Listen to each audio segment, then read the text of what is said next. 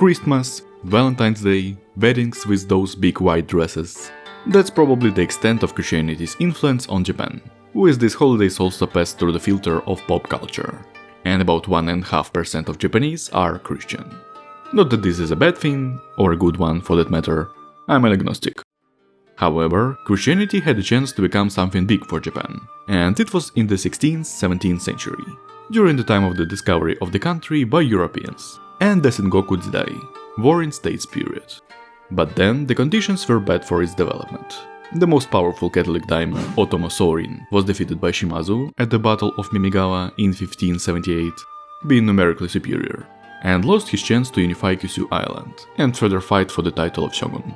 And the new rulers of Japan considered Christianity dangerous to state security, not without reason by the way, and therefore, first in 1587 imposed restrictions on missionary activity, and then in 1614 completely banned this religion. But what if he had succeeded? Welcome to the Synthetic History channel, where we talk about events that didn't happen as if they did.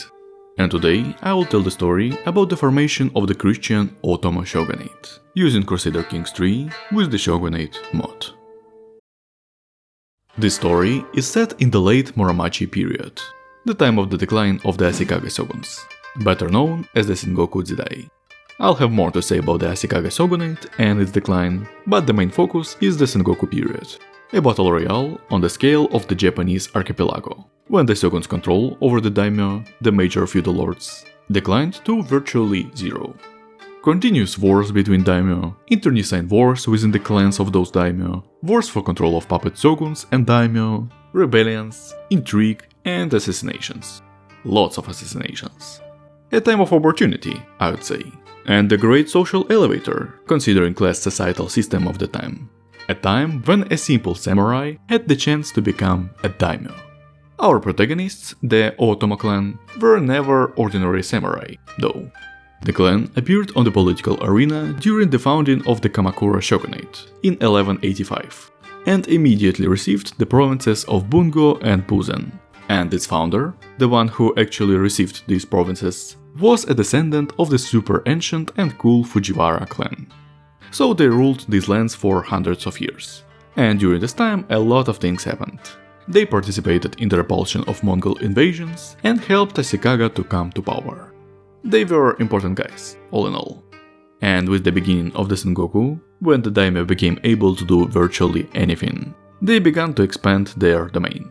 However, for a time they were not doing so well, because their main rivals were the Ouchi, who were deservedly the strongest clan of the first half of the Sengoku. Such power was due to the Ouchi's dominance on the sea and trade with China and Korea. The Chinese emperors of Ming dynasty even considered them the rulers of Japan and sent ambassadors to their capital. But all good things come to an end, and in the 16th century they began to fail in foreign and domestic policy. Got a ban on trade from the Chinese, followed by an unsuccessful attempt to seize the court of the emperor and move it to their capital, which caused a split among their vassals with a coup and further localized civil war. And the Ōtomo, of course, couldn't help but seize such an opportunity. The ruler then became the young Ōtomo Yoshishige, and the daimyo in Ouchi, after the coup, became his maternal brother, the adopted son of the previous daimyo. He didn't help his brother, though, and began to subjugate the territories of Ouchi's former vassals and small feudal lords in the region. Thus, for several years of continuous wars, he doubled his domain, subjugated the north of Kyushu Island, and seized its largest trading port, the city of Fukuoka. And just in time, for there was a new power in the region with which to conduct a profitable trade.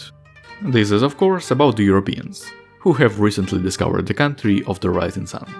The first contact of the Japanese with Europeans, or Nanban, southern barbarians, as they call them, happened by accident. In 1543, a Chinese ship with 2 Portuguese on board got into a storm and was carried to the island of Tanegashima. The Portuguese learned about Japan, and for the next half-century became monopolists in trade with it. And the Japanese learned about firearms. The local daimyo bought their muskets and organized their reverse engineering, shared his results with his suzerain Shimazu, and a few years later the Japanese on Kyushu began to produce their own guns, called Tanegashima. Japanese from all over the archipelago quickly realized the advantages of the new weapon, which could pierce local armor, had a greater range than the bow, and took less time to learn to handle than the latter. Already by the end of Sengoku, and this is about 60 years later, the number of soldiers with muskets was more than archers in 5 times. But what were the Portuguese going to trade with the latter, if they had already begun to produce their own weapons? The answer came by itself, for the Portuguese were in perfect diplomatic situation.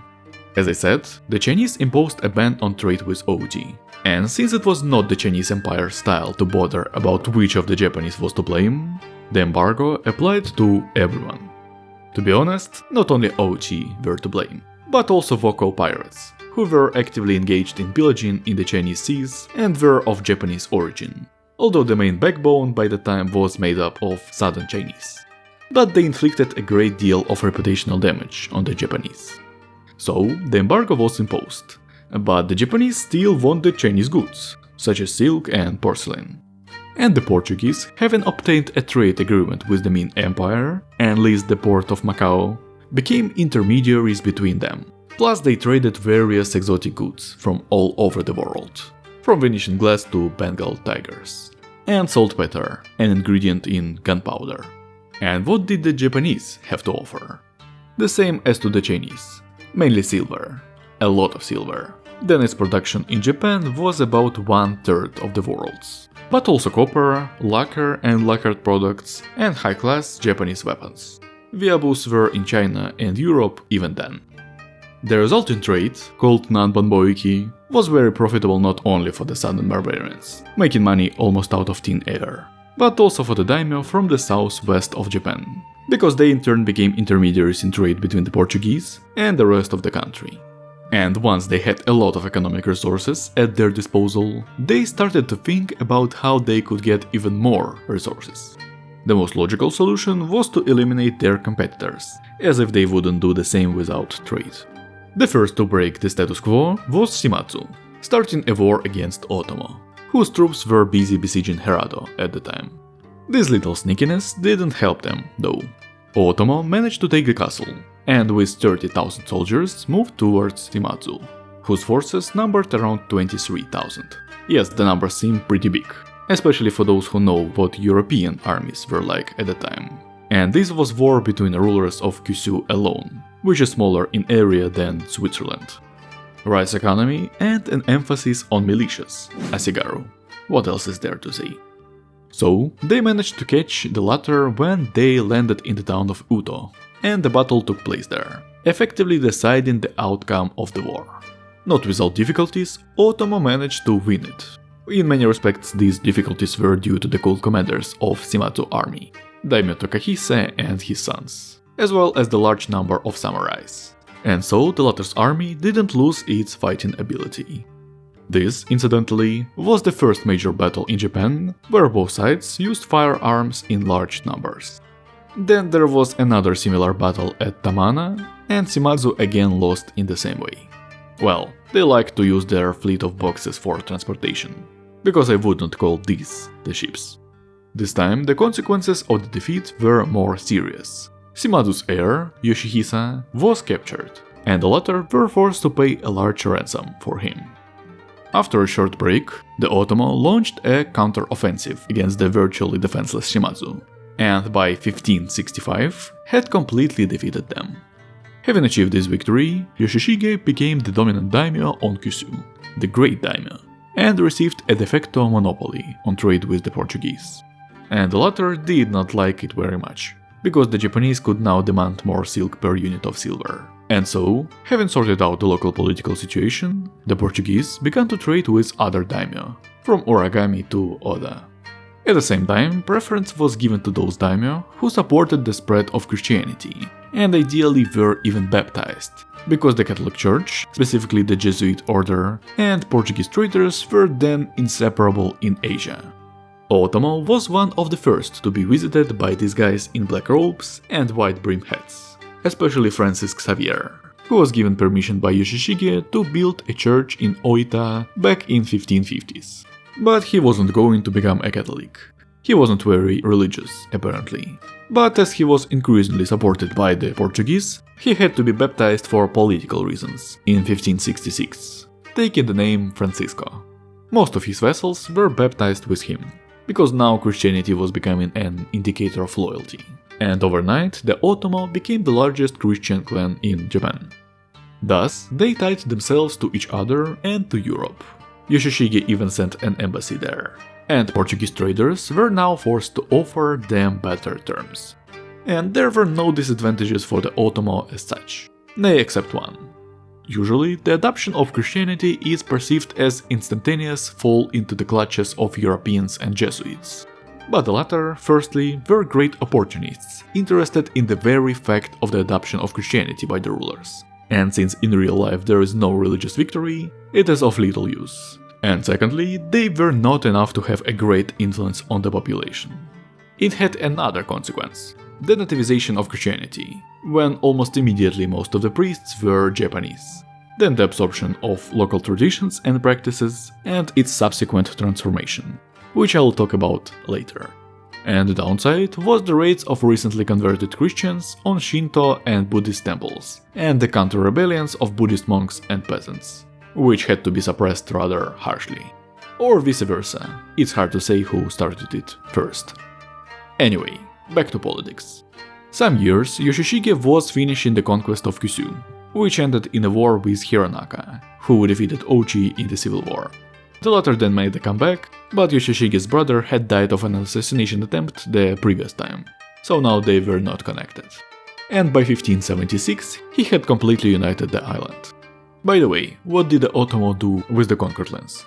Basically, they gave them to the members of the dynasty's cadet branches to manage. And for 400 years they had a good number of them, retaining direct control only over important port cities. But the more they conquered, the more they gave lands to competent loyal vassals.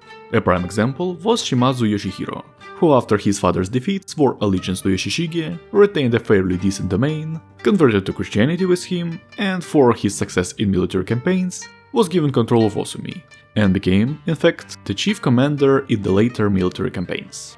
The remaining members of Shimazu either also swore allegiance to Yoshihiro or dispersed through Japan. Here I wanted to emphasize that none of the conquered rulers or their families was killed, or even sent under house arrest. Yoshishige was quite warm-hearted in that respect, according to contemporaries. But let's return to the wars, because Ōtomo's military successes did not go unnoticed, and neighbors gathered a defensive coalition against them. Specifically, it was about Mori, Amago and Miyoshi. The daimyo from Sengoku Island, then it was Kono, as well as from Kyushu, were considered provincials, and therefore they were neglected. And the former had old grudges on Ochi, so they were not invited too. Hence, they became the next targets of expansion. Although Yoshishige had no intention of becoming a shogun at the time, at least not a declared one. The main reason was to control the straits and the inland sea, and also to fight piracy, which was supported by the local rulers. The military campaigns themselves were not interesting. Ōtomo had an overwhelming material and numerical superiority, and they ended in 1581. The question was what to do next. War with Amago was inevitable, as they controlled most of Japan's silver mines, which were previously under the control of Ochi, and charged a high price for it. And in case of war, on their side were Miyoshi, who controlled Kyoto, the capital of the empire and therefore the location of the imperial court. At the same time, together they were stronger than Ōtomo, especially in the case of a direct attack from southwest. The terrain there is super unpleasant for crossing, so they needed a plan and some kind of trump card. The trump card was the cannons, the Ōtsutsu, and the western-style ships that the Ōtomo had acquired by then. Thanks to them, Yoshishige and Yoshihiro managed to come up with a rather cunning strategy, to attack not head-on, but from the southeast. To the south of Miyoshi domain were all sorts of small daimyo, free cities and Buddhist temples, the independence of which was held on the parity of forces between Miyoshi and Oda. And the idea was to use cannons and ships to quickly land and storm the local castles. Ōtomo's first target was Osaka, which was under the control of the Ikkoiki, Buddhist monks and allies of the Miyoshi. With the help of blockade and cannons, the city fell in just a few months, and the latter had no time to do anything. The fortress shrine of Ikoiki was destroyed, and on its place in the future will be laid Osaka Castle, the future Ōtomo's capital. There were two reasons for moving the capital: logistical and prestige. At this point, Yoshishige's intention to claim the title of shogun became obvious, and for this purpose, control over Kyoto was needed, and being in Osaka, it was easier to establish it. It would also be good to get rid of the image of provincial daimyo, and moving the headquarters to the Kansai capital region would fix that. Next, the port of Sakai was seized, and the foothold for the future war was expanded by conquering the smaller daimyos: Hatakayama, Akamatsu, and Tsutsui. Both sides of the opponents looked past this. The Oda were weaker and in addition assisted their Hojo allies in suppressing of the local rebellion, while the Miyoshi were preoccupied with civil war. Ōtomo took advantage of the latter's weakness by launching an invasion in April 1589. In the general battle of Soejimo, 65,000 coalition soldiers were completely defeated by Ōtomo's 80,000 strong army, and on receiving word of this outcome, Takeda entered the war on the coalition side, shifting the balance in their favor.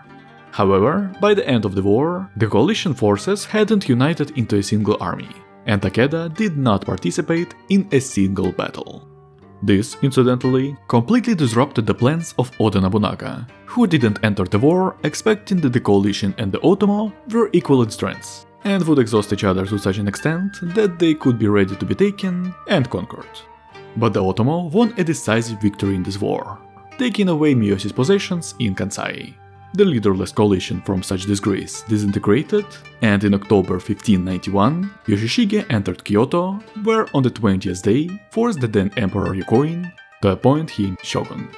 From this moment, the Ōtomo Shogunate began. None of the remaining independent daimyos were in a hurry to recognize them as the suzerain, anyway, so the Sengoku period wasn't over yet. But this was actually to Ōtomo's advantage in the long run. Because if all the daimyos swore allegiance to them at once, they would have to deal with powerful vassals in internal politics, and together they were stronger than the shogun. Powerful vassals were probably the main reason for the decline of the previous shogunate.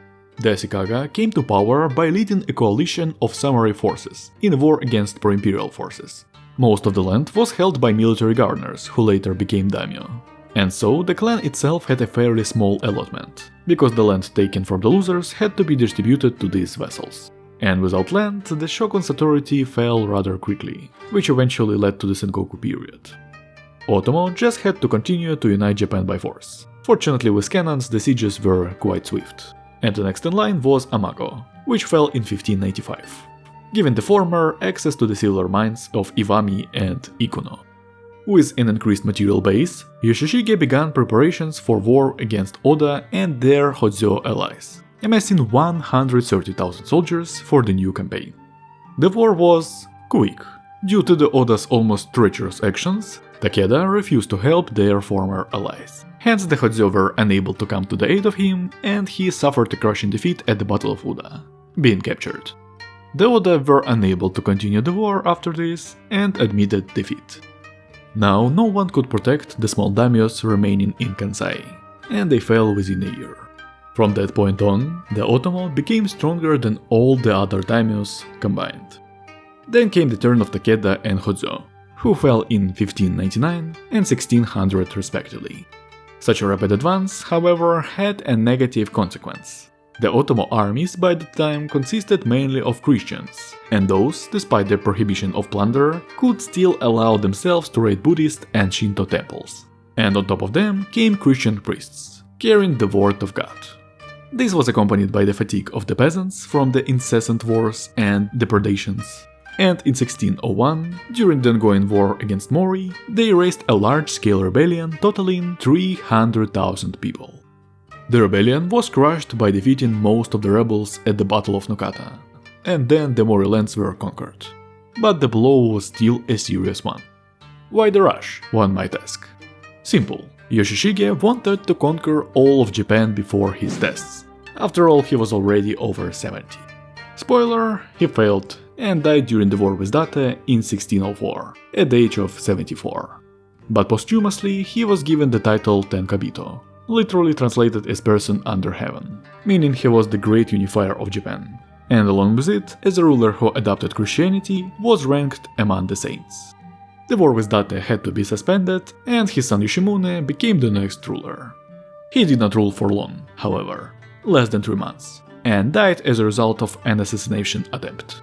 The mastermind of the assassination is still reliably unknown, but Japanese chroniclers suspected a whole circle of conspirators, led by his rival Shimazu Tadatoki, which is confirmed by circumstantial evidence. Some in turn claimed that it was his son Chikasada, who became the next shogun. This theory relies on the fact that there was no investigation after the incident. Well, all that mattered to Ōtomo was that the state did not collapse, and Chikasada became a perfectly competent ruler who finished his grandfather's work by conquering the remaining daimyo, and in particular Date, unifying Japan by 1616, not counting the island of Ezo. But even before that, he had dealt with the religious question, and, well, he'd better not touch it at all. Well, it's not that what he came up with didn't work, let's just cut to the chase. At the beginning of the 17th century, the map of religions in Japan looked something like this. Most of the Christians were in the southwest of the country, and of the total population they made up somewhere between 15–20%.